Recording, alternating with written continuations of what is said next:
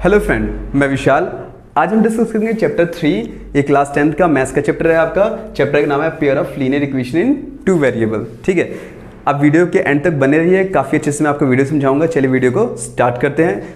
ठीक है, अब इस चैप्टर को मैं आपको इतना ईजी वे में समझाऊंगा कि अगर आपको ईजी ना लगे ना तो आप वीडियो को डिसलाइक, कमेंट में बकवास कर दीजिएगा कि बहुत ज़्यादा बकवास वीडियो था वगैरह वगैरह। जो भी आपको करना है करिएगा, बट वीडियो के एंड तक पक्का देखिएगा। एंड तक कुछ ना कुछ आपको पक्का समझ में आएगा। अगर ना समझ में आएगा तो पक्का कमेंट और डिसलाइक कर दीजिएगा वीडियो को। ठीक है, चलिए इस चैप्टर में हम टॉपिक आगे पढ़ेंगे। तो आपका वर्ड प्रॉब्लम, बच्चों को बहुत ज़्यादा दिक्कत आती है कि यार ये एज प्रॉब्लम वाले कैसे क्वेश्चन कर रहे हैं, उनको भी काफ़ी ईजी वे में समझाऊंगा। ठीक है, वर्ड प्रॉब्लम से ग्राफिकली कैसे बनाए, ग्राफ कैसे बनाए। ठीक है, कंसिस्टेंट किसे कहते हैं, इनकंसिस्टेंट किसे कहते हैं, 3 मेथड होते हैं, substitute method, elimination method, cross multiplication method, ये है क्या। ठीक है, फ्रैक्शन वाले क्वेश्चन को कैसे सॉल्व करें, टैक्सी फेयर चार्ज को कैसे सॉल्व करें। ठीक है, तो बहुत बच्चों को कन्फ्यूजन रहती है। कुछ टीचर तो ऐसे रटवा देते हैं कि हाँ क्वेश्चन ऐसे कर लिया, और बहुत बच्चे शर्म के मारे, यार इतने सारे बच्चे हैं कैसे समझाऊँ मैं इनको। ठीक है, तो कुछ बोलते भी नहीं है और सीधा वही कर लेते हैं और शांति से बैठ जाते हैं। बट आप लोग को बैठना नहीं है। अगर जहाँ भी पढ़ रहे हो आप लोग, पूरा जो समझ में आता है उसको अच्छे से पूछा करो। ठीक है, इससे आपकी नॉलेज गेन ही होगी। अगर नहीं पूछोगे तो बिल्कुल कुछ फालतू है पढ़ाई करने का आप लोग के लिए। ठीक है, इससे अच्छा वो ट्यूशन छोड़ ही दीजिए, ज़्यादा बेस्ट है। बट हाँ, अच्छे से जब तक आपका कॉन्सेप्ट क्लियर ना हो ना तो पूछते रहिए। भाई पैसे दे रहे हो, फ्री में नहीं पढ़ रहे हो आप लोग। ठीक है, तो इस चैप्टर में फर्स्ट ऑफ ऑल मैं आपको एक ही क्वेश्चन से तीनों मेथड पहले सॉल्व कराऊंगा। उसके बाद काफ़ी जो क्वेश्चंस जो वर्ड प्रॉब्लम आ रहे हैं सारा अच्छे से कराऊंगा। ठीक है, पहले देखिए फर्स्ट एक्सरसाइज में आपका 3.1 में हम ये मतलब कुछ वही है कि आपका 7 बैट्स और 3 बॉल्स की कीमत कॉस्ट इतनी है, तो 7x + 3y इक्वल्स जो भी उसकी कॉस्ट होगी वो। ठीक है, ऐसी 2 इक्वेशन गिवन होगी, दोनों को नॉर्मली आप सॉल्व करके एक्स वाई की वैल्यू निकाल के ग्राफ बना के दिखा सकते हो आप लोग। ठीक है, और कुछ एज प्रॉब्लम वाली है, आफ्टर बिफोर कैसे समझना है, तो इसमें बस आपको ये देखना है कि पास्ट का ये फ्यूचर है। जहाँ भी वॉज वेयर यूज हुआ है समझ लो आप लोग ये पास्ट है, और जहाँ सेल विल यूज हुआ है तो समझ लो फ्यूचर है। तो फ्यूचर में प्लस होता है और पास्ट में माइनस होता है। अगर ये कॉन्सेप्ट क्लियर हो गया तो आपको बिल्कुल दिक्कत आएगी नहीं। ठीक है, बच्चे कहते हैं 4 टाइम्स होगा, तो 4 टाइम्स किसका होगा, हमेशा फादर बड़ा होता है तो जो बेटा होता है ना उस पर मल्टीप्लाई करते हैं। तो इसका एक ट्रिक है एज वाले का। ठीक है, वो भी एज वाला काफ़ी अच्छे से समझाऊंगा। ठीक है, एक और अगले हम एक्सरसाइज में पढ़ेंगे जो आपका 3.2 में, उसमें कुछ ग्राफ भी है और कुछ कंसिस्ट इनकंसिस्ट पूछेंगे। पैरेलल किसे कहते हैं, कंसिस्ट किसे कहते हैं, इनकंसिस्ट किसे कहते हैं। तो कंसिस्ट में क्या आता है, जैसे कि मान लीजिए कोई इक्वेशन है, जैसे आपका ax1 + by1 + c1। ठीक है, coefficient of x, coefficient of y, constant terms कौन कौन से होते हैं। ठीक है, इक्वल्स टू 0। ठीक है, फिर ax2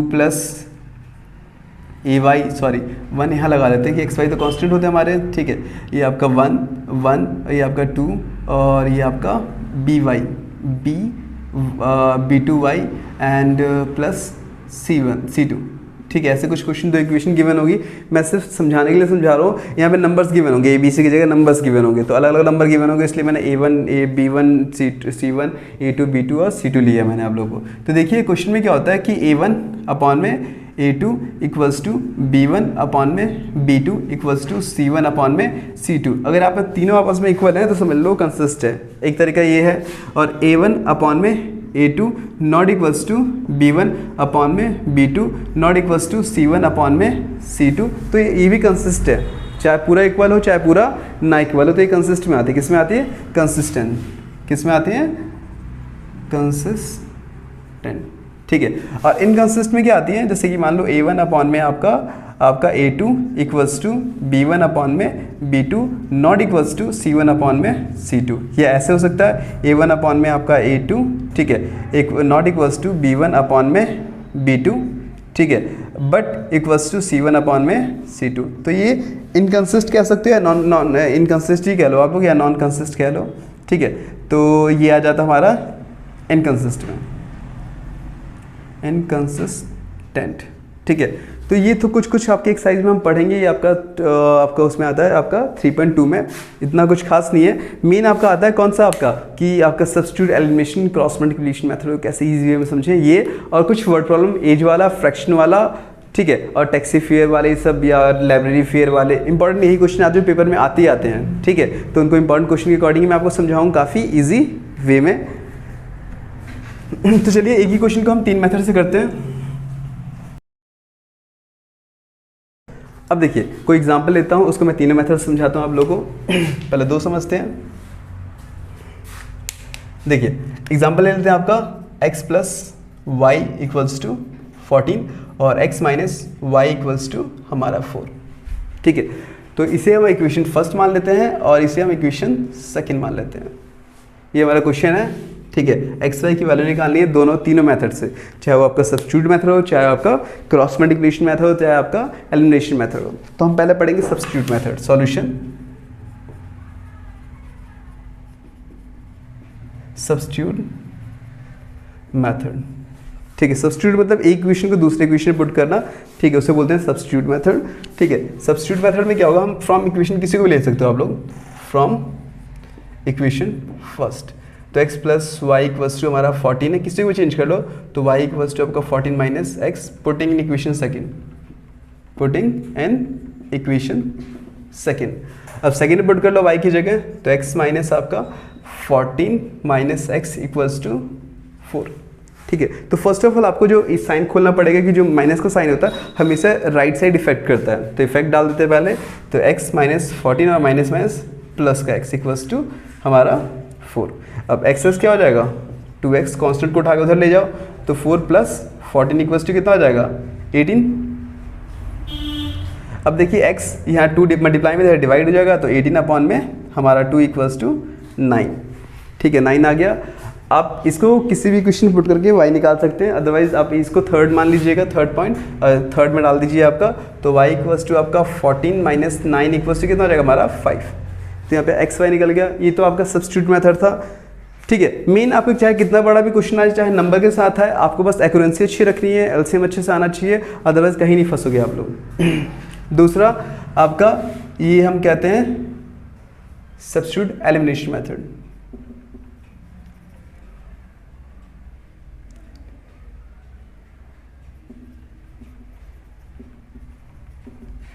एलिमिनेशन मेथड। ठीक है, एलिमिनेशन मेथड में क्या होता है कि एक्स वाई किसी एक को इक्वल करना पड़ता है। मान लीजिए यहाँ पे 3 और यहाँ पे 5 है, तो ऊपर वाले को 5 से, नीचे वाले को 3 से मल्टीप्लाई करके एक्स वाई को आपको इक्वल करना पड़ता है। ठीक है, और यहाँ तो दोनों ही सेम है।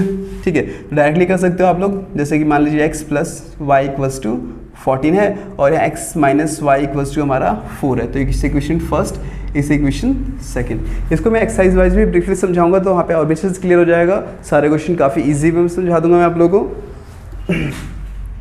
सॉल्यूशन तो देखिए, लिखेंगे फ्रॉम सब्ट्रैक्ट, या आप देखिए अगर आपको सब्ट्रैक्ट माइनस नहीं लिखा तो आप from equation first and second भी लिख सकते हो आप लोग, या ऐसे भी लिख सकते हो आप लोग subtract equation first from second. ठीक है, और यहाँ पे अगर कुछ इक्वल ना, पहले मल्टीप्लाई करके फिर आप सॉल्व करते हैं। जैसे मान लीजिए यहाँ 3 यहाँ 5 है, तो ऊपर वाले को 3 से, नीचे वाले को 5 से यहाँ मल्टीप्लाई करके दिखा देना आप लोग को, और फिर सब्ट्रैक्ट करना आप लोग को। तो देखिए आपका x plus Y equals to 14 और x minus Y equals to 4। सबसे इजी मेथड लगता है आपका एलिमिनेशन मेथड। ठीक है, यहाँ साइन चेंज, ये माइनस है तो यहाँ प्लस, यहाँ प्लस है तो माइनस, ये कैंसिल, क्योंकि और ये देखिए माइनस माइनस प्लस हो जाएगा, तो ये आपका 2y हो जाएगा, और ये प्लस माइनस माइनस 14 में से 4 गया आपका 10, और y इक्वल्स टू कितना निकल गया 5। फिर आप यहाँ लिख सकते हैं putting the value of y, putting the value of y in equation first. ठीक है, किसी भी इक्वेशन पुट कर दो तो हो जाएगा हमारे पास x प्लस 5 इक्वल्स टू 14 और x इक्वल्स टू हमारा 9। तो ये था आपका एलिमिनेशन मेथड, काफ़ी इजी वे, इतना टफ नहीं है, बट इसके सारे क्वेश्चन एक्सरसाइज के सारा कराऊंगा काफ़ी इजी वे में। ठीक है, कौन से क्वेश्चन सॉल्व होते हैं, कौन से क्वेश्चन सॉल्व नहीं होते। ठीक है, किनका नो सॉल्यूशन, जो पैरेलल लाइन होते हैं वो सॉल्व नहीं होते। जैसे मान लीजिए ये 2 पैरेलल लाइन है, ठीक है, तो पैरेलल लाइन आपस में इंटरसेक्ट कर गए तो वहाँ पे एक्स वाई वैल्यू निकलता नहीं है। 2 अलग अलग लाइन आपस में कहीं इंटरसेक्ट करती है ना, वो वैल्यू हम निकालते हैं एक्स वाई की। जैसे मान लो एक लाइन ऐसे जा रही है, एक लाइन ऐसे जा रही है, जो आपस में इंटरसेक्ट किसी पॉइंट पे कर रही है वो हमारा होता क्या है एक्स वाई, वो हम फाइंड आउट करते हैं। तो 2 मेथड थे, पहला सब्स्टिट्यूट मेथड और दूसरा हमारा एलिमिनेशन मेथड, और तीसरा हमारा क्रॉस मल्टीप्लिकेशन मेथड अब करते हैं।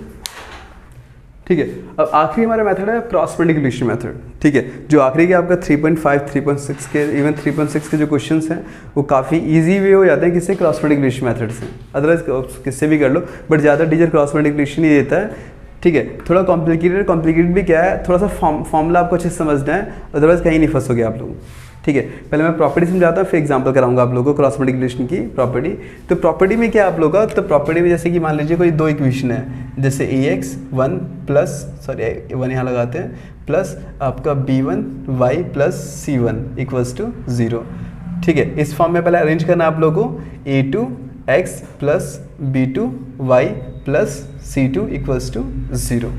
ठीक है, पहले इस फॉर्म में अरेंज करना, जो भी है क्वेश्चन अगर मान लो कांस्टेंट टर्म्स इक्वल्स टू उधर होगा तो पहले आपको इस फॉर्म में लेके आना है। फिर प्रॉपर्टी होती है, देखिए क्या प्रॉपर्टी होती है, ये b1 b2 c1 c2 a1 a2 फिर b1 और आपका b2।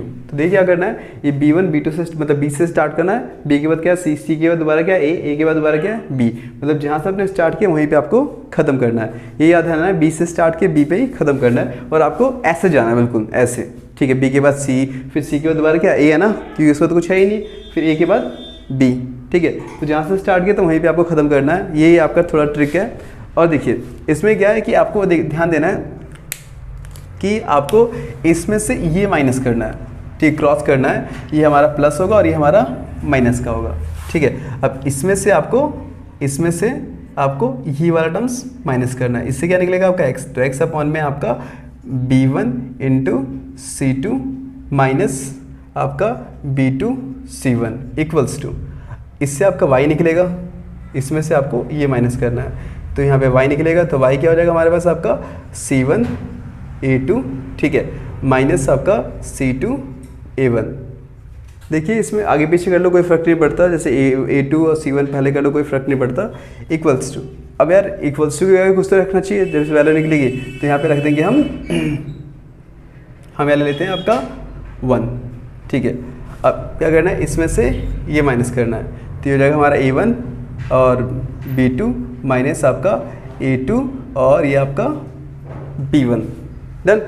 अब जो वैल्यू निकलेगी उसको इसके इक्वल रखना है, उसको इसके इक्वल रखना है, एक्स वाई की वैल्यू आपकी निकल जाएगी। ठीक है, अब एग्जांपल समझते हैं, जो हमने एग्जांपल लिया था उसी को दोबारा ले लेते हैं समझने के लिए कि एक एग्जांपल 3 हो जाएगा हमारा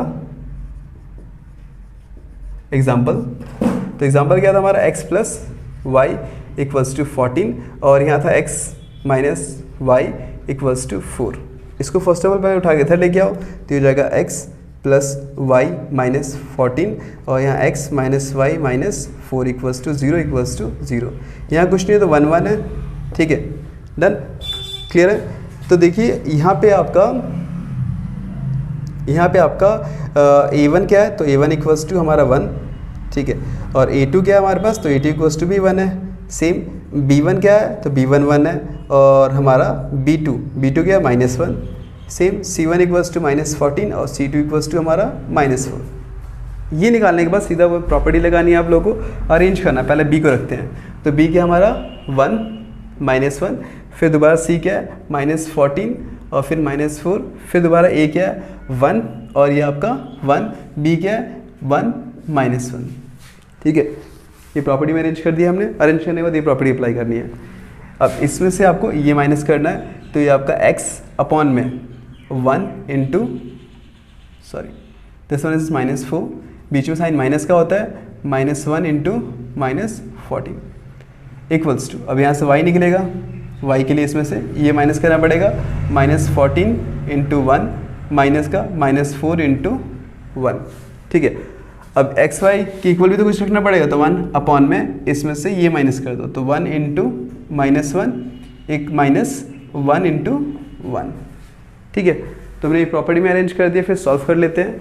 तो ये हो जाएगा हमारे पास x अपॉन में -4 और माइनस माइनस प्लस और प्लस माइनस का 14 इक्वल्स टू y अपॉन में -14 और +4 इक्वल्स टू 1 अपॉन में -1 और -1। तो ये हो जाएगा हमारा x अपॉन में -18 इक्वल्स टू y अपॉन में -10 इक्वल्स टू 1 अपॉन में -2। ये निकालने के बाद एक बार आपको इसके इक्वल ये रखना है, इसके इक्वल ये रखना है और एक्स वाई की वैल्यू हमारी निकल जाएगी। निकाल के दिखाता हूँ आप लोगों को। तो x अपॉन में -18 इक्वल्स टू 1 अपॉन -2 और y अपॉन में -10 इक्वल्स टू 1 अपॉन -2। फिर क्रॉस कर देना आप लोगों को। ठीक है, तो जाएगा माइनस का 2x इक्वल्स टू -18, माइनस से minus cancel, x equals to 9 ठीक है। और यहाँ भी क्रॉस कर देते हैं, बीच में इक्वल्स टू है तो ये माइनस का 2y इक्वल्स टू -10, माइनस से माइनस कैंसिल, और y इक्वल्स टू कितना हो जाएगा हमारा 5, तो ये आपका y निकल गया। तो हमने क्या देखा कि xy इस मेथड से भी निकाला तो हमारा आंसर वही है, और काफ़ी कुछ नहीं, बस ये प्रॉपर्टी थोड़ी सी याद करनी है, हल्की से 2 लाइन की प्रॉपर्टी है, बस प्रॉपर्टी में अप्लाई करना है और आपको आंसर निकालना है। चलिए कुछ वर्ड प्रॉब्लम के क्वेश्चन सॉल्व करते हैं, ठीक है।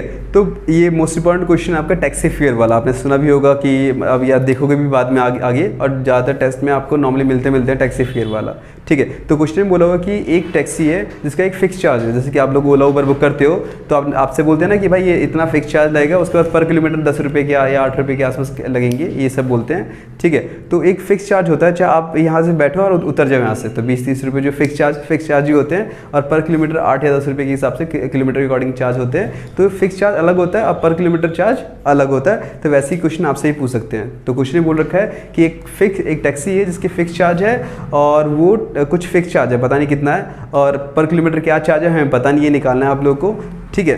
क्वेश्चन आपको डिस्प्ले पे शो कर रहा होगा, और एक्सरसाइज का भी क्वेश्चन है आपका 3.3 का, देख लीजिएगा बुक का, ठीक है। तो क्वेश्चन में ये लिखा है कि अगर आप 10 किलोमीटर टैक्सी को चलाते हैं तो आपका टोटल चार्ज आता है 105, मतलब एक टैक्सी है जिसको 10 किलोमीटर आप चलाते हैं तो 105 रुपये आपको चार्ज आता है। वही आप 15 किलोमीटर चलाते हैं तो चार्ज 155 होता है। तो बताओ कि 25 किलोमीटर में टोटल चार्ज कितना होगा, ठीक है। तो इसके लिए क्या करना पड़ेगा, 2 इक्वेशन बनेगी और दोनों इक्वेशन को सॉल्व करके xy की वैल्यू निकालना पड़ेगा, और फिर उसको 25 किलोमीटर वाले में डालेंगे और आंसर निकल जाएगा। तो देखिए क्वेश्चन के अकॉर्डिंग समझाता हूँ मैं आप लोगों को। तो क्वेश्चन में क्या बोल रखा था कि एक टैक्सी थी, तो लेट कर लेते हैं जो भी क्वेश्चन था हमारा, ठीक है। तो सॉल्यूशन करते हैं, solution let taxi fix charge equals to x and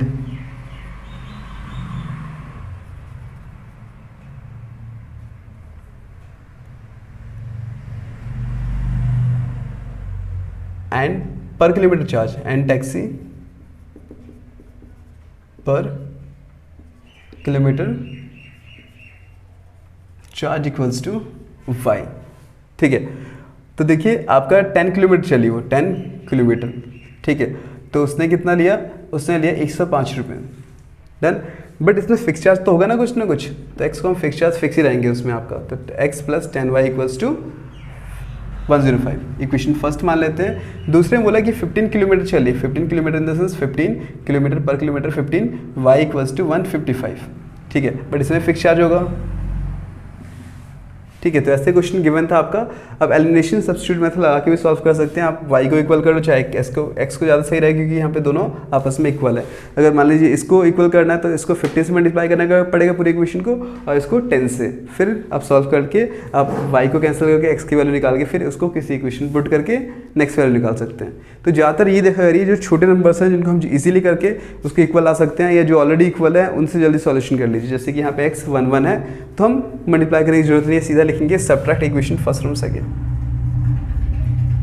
subtract equation first from second, ठीक है। Subtract equation first from second.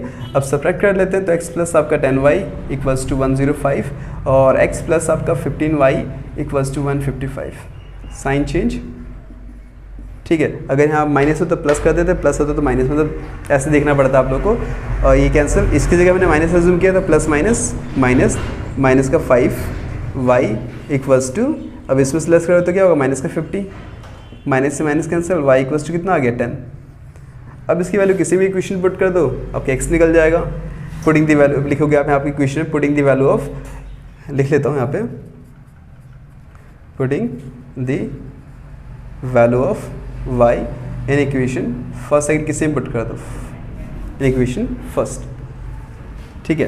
Put करने के बाद देखिए क्या निकलता है, x plus 10 into 10 equals to 105, और यहाँ हो जाएगा x प्लस आपका 100 इक्वल्स टू 105 और x इक्वल्स टू 5। तो हमारा फिक्स चार्ज कितना है, 5 रुपये, और अनदर चार्ज कितना है, 10 रुपीज़। वेरीफाई करना है कि हमारा क्वेश्चन सही है नहीं है, तो वेरीफाई भी कर सकते हैं। देखिए वेरीफाई कैसे कर सकते हैं, आप यहाँ जो इक्वेशन है ना यहीं पे पुट कर लीजिए। तो x कितना था हमारा, x था हमारा 5 प्लस 10 इंटू 10, तो इक्वल्स टू देखिए 100 + 5 105 आ रहा है, तो वेरीफाई हो गया हमारा, ये हमारा XY सही है। ये निकालने के बाद आपको 25 किलोमीटर का चार्ज निकालना है। कितना निकालना है? 25 किलोमीटर का चार्ज निकालना। तो 25 किलोमीटर कितना हो जाएगा? x + 25y। तो 5 + 25 × 10, तो 5 + 250 = 255। तो ये भी मोस्ट इंपॉर्टेंट क्वेश्चन है। इससे आपसे क्वेश्चन आते हैं कि टैक्सी फेयर चार्ज निकालने वाला, ठीक है। या इसमें आपका ऐसे आ सकता है, लाइब्रेरी का भी आ सकता है कि 3 दिन के लाइब्रेरी का चार्ज इतना है, 7 डेज़ का इतना है, ठीक है। तो इसमें बताओ फिक्स चार्ज कितना है और अदर चार्ज कितना है, तो बताओ कि 5 डेज़ का या 10 डेज़ का कितना होगा। ऐसे भी निकालने के लिए आ सकता है, चाहे वो टैक्सी हो चाहे उसमें वो इंपॉर्टेंट क्वेश्चन है टैक्सी वाला या लाइब्रेरी वाला, कुछ भी क्वेश्चन आ सकते हैं। इसके बाद आती है एज वाली, ठीक है, एज वाली। चलिए अगला क्वेश्चन आपको डिस्प्ले पे शो कर रहा होगा, ठीक है, फ्रैक्शन वाला क्वेश्चन है। तो फ्रैक्शन में क्वेश्चन कैसे आते हैं तो मैं समझाना चाहता हूँ। फ्रैक्शन में आपका ऐसे आता है कि आपका नॉमिनेटर डिनोमिनेटर में इतना ऐड करने के बाद ये बिकम मतलब फ्रैक्शन आपका ये हो गया, ठीक है, इतना ऐड और इतना सब्ट्रैक्ट करने के बाद फ्रैक्शन आपका ये हो गया। तो बताओ कि फ्रैक्शन क्या है, ठीक है। तो ऐसे क्वेश्चन भी आता है, तो बच्चे कंफ्यूज फ्रैक्शन बहुत ज़्यादा होते हैं। नोमिनेटर क्या होता है, डिनोमिनेटर क्या होता है, डी टेंस टू डिवाइड और डी टेंस टू डिनोमिनेटर, मतलब नीचे वाला हमारा डिनोमिनेटर होता है, ऊपर वाला नोमिनेटर होता है। ऐसे भी याद कर सकते हो। बच्चे बहुत कंफ्यूज होते हैं, नोमिनेटर किसे कहते हैं, डिनोमिनेटर किसे कहते हैं। तो ऊपर वाले को नोमिनेटर और नीचे वाले को डिनोमिनेटर, मतलब D in the sense divide, नीचे डिनोमिनेटर, ठीक है। समझने का आसान तरीका है। तो उसमें आपको फ्रैक्शन फाइंड करना पड़ता है। जैसे एक क्वेश्चन में आपको डिस्प्ले पे शो हो रहा होगा, इसमें लिखा है कि आपका एक फ्रैक्शन इतना बन के आपका कुछ नंबर हो जाता है, हमारा 9/11 हो जाता है अगर उसके नोमिनेटर और डिनोमिनेटर में अगर 2 ऐड किया जाए, ठीक है।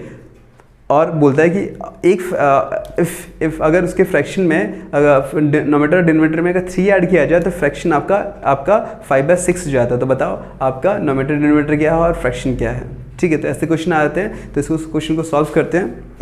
तो फर्स्ट ऑफ ऑल आप जब सॉल्व करोगे तो ऐसे क्वेश्चन को सॉल्व करोगे, लेट करोगे, late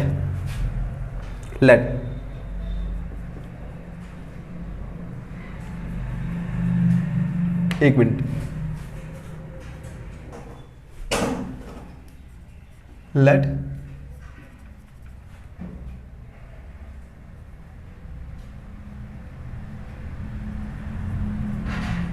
denominator equals to x and denominator equals to y। और फ्रैक्शन क्या होता है हमारा फ्रैक्शन, तो फ्रैक्शन होगा हमारा फ्रैक्शन x/y। फ्रैक्शन हमेशा x/y के फॉर्म में ही होता है, ठीक है। तो क्वेश्चन में क्या था कि क्वेश्चन में था कि अगर आपका फ्रैक्शन आपका 9/11 हो जाता है अगर उसके डिनोमिनेटर डिनोमिनेटर में कितना 2 ऐड किया जाए, वही अगर आपका उसका नोमिनेटर डिनोमिनेटर 3 ऐड किया है तो फ्रैक्शन 5/6 हो जाता है। तो बताओ फ्रैक्शन क्या है, ठीक है। तो क्वेश्चन को हम देखते हैं कि पहले फर्स्ट ऑफ फ्रैक्शन को x और y लेते हैं। तो क्वेश्चन में क्या बोलते हैं कि हमारा जो फ्रैक्शन है ये 9/11 हो जाता है अगर इसके नोमिनेटर और डिनोमिनेटर में 2 ऐड किया जाए, ठीक है। तो क्रॉस करके इसको सॉल्व कर लेते हैं। तो ये हो जाएगा हमारे पास, क्रॉस करेंगे तो इससे मल्टीप्लाई और इससे मल्टीप्लाई, तो 11x + 2 और 9 और ये आपका y + 2, तो ये जाएगा 11x + 22 = 9y + का 18। कांस्टेंट को अलग कर लेते हैं, वेरिएबल को अलग कर लेते हैं, कांस्टेंट को उठाकर इधर चले जाते हैं। तो 11x - 9y = 18 - 22, तो 11x - 9y = कितना हो जाएगा हमारा, ये हो जाएगा -4, ठीक है। तो इसी क्वेश्चन में फर्स्ट मान लेते हैं। क्लियर है, डन। मान लिया। अब मानने के बाद अब देखिए क्या करते हैं कि दूसरा, इसमें दूसरा कंडीशन इफ x और y, ठीक है। इफ अगर नोमिनेटर डिनोमिनेटर में 3 ऐड किया जाए तो फ्रैक्शन आपका 5/6 हो जाता है। क्या हो जाता है हमारा 5/6। क्रॉस कर लेते हैं तो 6 से मल्टीप्लाई करते हैं तो ये हो जाएगा 6x + 18 और ये होगा 5y + 15। कांस्टेंट को अलग, वेरिएबल को अलग, 6x + -5y = 15 माइनस आपका 18, तो कितना हो जाएगा -3। इसे मान लेता हूँ इक्वेशन सेकेंड। अब दोनों को देखिए, दोनों में किसी एक को इक्वल कर लो। चाहे x वाले को इक्वल करो चाहे y वाले को इक्वल कर लो। अगर y वाले को इक्वल करते हो तो इस इक्वेशन को आपको 5 से मल्टीप्लाई करना पड़ेगा और उसको 9 से। अगर x को इक्वल करते हो तो इस वाले इक्वेशन को 6 से और उसको 11 से। कुछ भी करोगे तो दोनों से आंसर सेम आएगा, दिक्कत के लिए कोई दिक्कत नहीं है, ठीक है। इसको हम मल्टीप्लाई अब एक बार y से करके दिखाता हूँ माइनस वाले से, तो माइनस वाले से करेंगे या किससे भी कर लो आप। नॉर्मली हम मान लीजिए से आप x से कर लेते हैं, तो ये 6 से कर लेते हैं और इसको हम किससे कर लेते हैं, हम इसको कर लेते हैं हम 11 से। मल्टीप्लाई करने के बाद लिखेंगे subtract equation first from second. अब हम इसको उससे करते हैं, तो 66 x minus 9 6 54 y equals to -24, ठीक है। 6 से इसको मल्टीप्लाई किया पूरे को और इसको मल्टीप्लाई करते हैं 11 से, तो 11 6 66 x minus 55 y equals to 11 3 33, तो माइनस का 33, ठीक है। साइन चेंज करते हैं, अगर प्लस है तो माइनस, माइनस है तो प्लस, माइनस है तो प्लस, ये आपका कैंसिल आउट हो गया। अब देखिए प्लस माइनस आपका माइनस होगा, साइन प्लस का बढ़ा तो ये आपका y हो जाएगा कि 55 में से 50 का 1 ही बचेगा, ठीक है। इक्वल्स टू 33 में से अगर आपका 24 गया तो कितना बचा, प्लस माइनस माइनस ही होगा, साइन प्लस का होगा, तो ये हो जाएगा 6 और 3 7, कितना होगा 7, तो y हमारा कितना निकल गया 7। And putting the value of y in equation first या सेकंड किसी में पुट कर दो आप लोग, ठीक है। तो इसको लिख दीजिएगा आप लोग line, putting the value of y in equation first, तो 11 y minus 9 into 7 equals to -4, तो ये हो जाएगा 11 y इक्वल्स टू -4 और ये माइनस का जाएगा तो प्लस हो जाएगा, और 9 7 63 होता है 63। अब इसमें से 3 लेस करते हैं तो कितना आता है हमारे पास, ये आपका आता है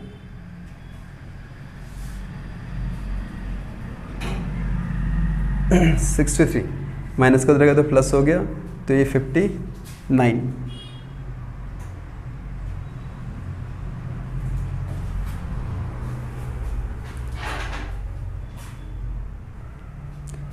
देखिए यहाँ पे आपका थोड़ा सा मिस्टेक ये था कि आपका इसमें से 6 और 3 यहाँ पे 9 होगा, मैंने गलती से 7 लिख दिया, तो ये आपका 9 होगा और 9 को पुट करते हैं यहाँ पे, ठीक है। 9 8 72,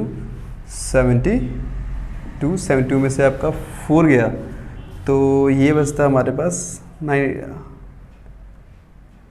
8 8 9 72, सॉरी 9 है ना, 9 9 81, तो 81 में से 4 गया, ये बचा हमारे पास 77। डिवाइड कर देंगे तो y इक्वल्स टू कितना निकल गया, sorry x equals to this one is x not y, ये क्या हमारे पास x, तो x इक्वल्स टू कितना निकल गया हमारा 7, ठीक है। अब वेरीफाई करना है कि हमारा क्वेश्चन सही है नहीं है, तो first of all x y क्या फ्रैक्शन क्या हमारे पास 7/9, फ्रैक्शन हमारा x बाय y है ना, तो 9। वेरीफाई करना है क्वेश्चन सही है नहीं है। अब देखिए इसके डिनोमिनेटर में 2 ऐड करते हैं, +2 एंड +2, तो देखिए फ्रैक्शन आपका कितना होता है, आपका 9/11 हो रहा है। दूसरा वेरीफाई कर लेते हैं कि अगर फ्रैक्शन हमारा 7/9 है, क्या जोड़ते हैं 3 ऊपर और नीचे 3 जोड़ते हैं, तो ये हो जाएगा हमारा 10/12 कट रहा है, 2 5 2 6 तो 5/6, तो दोनों ही हमारा वेरीफाई होगा कि एक्स वाई हमारा इजी तरीके से हो गया। तो आपको ध्यान दीजिएगा, अगर वेरीफाई करना है तो जो भी आपका फ्रैक्शन निकला, जैसे कि मान लीजिए बोला है कि कोई फ्रैक्शन है 3 ऐड करने पे ये हो रहा है, 2 ऐड करने पे ये हो जा रहा है, तो जो भी एक्स वाई निकला उसमें आप वेरीफाई भी कर सकते हैं डाल के, तो काफ़ी आसान तरीका है इसको वेरीफाई करने का। तो ये था हमारा आपका एक फ्रैक्शन क्वेश्चन। आखिरी आता है आपका एज प्रॉब्लम वाला। कौन सा आता है? एज प्रॉब्लम वाला क्वेश्चन। उसमें बहुत ज़्यादा बच्चे फंसते हैं। चलिए अब उसे एज प्रॉब्लम वाले क्वेश्चन को समझाता हूँ। देखिए अब अगला वाला क्वेश्चन आता है एज से रिलेटेड। ठीक है, तो एज से रिलेटेड बहुत बच्चे नॉर्मली कंफ्यूज रहते हैं कि एज वाले कौन से प्रॉब्लम है। तो मैंने अभी स्टार्टिंग में बताया था आप लोगों को, बस आपको सेल विल देख ध्यान देना है। नॉर्मली विल कहाँ यूज़ हुआ है, तो विल मतलब फ्यूचर, फ्यूचर मतलब प्लस, और जहाँ भी वॉज या वेयर यूज़ हुआ है समझ लेना पास्ट है, पास्ट मतलब आपका वो क्या है माइनस। तो ये चीज़ आपको थोड़ा याद होना चाहिए। उसके अलावा बोल देगा कि मोनो की एज उसके बेटे की एज से आपके 5 साल बाद मोनो की एज या सोनू की एज, जो भी अपने नाम के अकॉर्डिंग में देख लीजिएगा, इसकी एज अपने बेटे से 3 गुनी हो जाएगी, मतलब 3 टाइम्स हो जाएगी। और लिखा ऐसे भी लिखा होगा 5 ईयर पहले उसकी एज अपने बेटे मतलब उसकी एज अपने बेटे से 7 टाइम्स थी। तो ये सब निकालना आप लोगों को, मतलब फ्यूचर में उसकी एज 3 गुनी बढ़ जाएगी और पास्ट में वही सेम 5 साल के मतलब बाद उसकी 3 गुनी बढ़ जाएगी और 5 साल पहले 7 गुनी उससे बड़ी थी। तो बताइए इसकी परसेंटेज क्या होगी। तो ऐसे क्वेश्चन आ सकते हैं। समझे आप क्या कहा मैंने ये बोला कि 5 साल के बाद उसकी एज मतलब जो भी ये पर्सन अपने बेटे की एज से 3 टाइम्स हो जाएगी विल का यूज़ हुआ है यहाँ पे, ठीक है। और 5 साल पहले उसकी एज अपने बेटे से 7 टाइम्स बड़ी थी, 7 गुना बड़ी थी, ठीक है। तो इस टाइप के क्वेश्चन को कैसे सॉल्व करते हैं तो ध्यान दीजिए। क्वेश्चन ले लेते हैं। क्वेश्चन जो भी है क्वेश्चन डिस्प्ले भी साइड पे शो कर रहा था, देख लीजिएगा क्वेश्चन में। तो लेट कर लेते हैं, लेट ऐसे कर लेते हैं, Monu age equals to X and son age equals to Y, ठीक है। पहला क्या था, पहला ये लिखा था देखिए मोनू और यहाँ पे उसका बेटा सन इन द सेंस वाई। अब बोला 5 साल बाद इन द सेंस विल मतलब फ्यूचर में क्या होगा प्लस, तो यहाँ ये 5 वो है 5 साल बाद, ठीक है। अब बोला है कि इस मोनू की एज अपने बेटे की एज से कितनी हो जाएगी, 3 टाइम्स हो जाएगी। मतलब उसका पापा बड़ा है, जितनी भी उसकी बेटी की एज है उसको 3 से मल्टीप्लाई करेंगे तब उसके पापा की इक्वल आएगी। ये समझना है ऐसे आपको, ठीक है। ये 3 टाइम्स है, ये क्या आपका टाइम्स, ठीक है। तो इसको सॉल्व करके इक्वेशन बना लीजिए, x plus Y equals to आपका 3y प्लस 15, कॉन्स्टेंट को अलग वेरिएबल को अलग, this one is 5 not y, ठीक है। उधर कर लेते हैं तो x माइनस आपका 3y इक्वल्स टू आपका कितना हो जाएगा आपका 10, इक्वेशन फर्स्ट, ठीक है। एंड इसमें एक और टॉपिक है कि मोनू बोल रहा है कि 5 साल पहले वो अपने बेटे से 7 टाइम्स था। ध्यान दीजिए, Monu in the sense x और उसका बेटा इन द सेंस y। अब 5 साल पहले इन द सेंस वॉज का यूज़ हुआ है तो माइनस होगा, ठीक है, -5 सोनू की एज अपने बेटे से 7 गुनी बड़ी थी, कितनी थी 7 टाइम्स थी। तो ये जाएगा x माइनस का 5 इक्वल्स टू 7y माइनस 35। अब कॉन्स्टेंट को अलग वेरिएबल को अलग, तो x माइनस आपका 7y equals to -30, equation second, ठीक है। फिर क्या करना आप लोगों को, subtract equation first from second, ठीक है। तो यहाँ पे आप एलिमिनेशन सब्स्टिट्यूट जो भी आपको आसान लगे वो आप अप्लाई कर सकते हैं, क्वेश्चन में मेंशन नहीं है तो डन।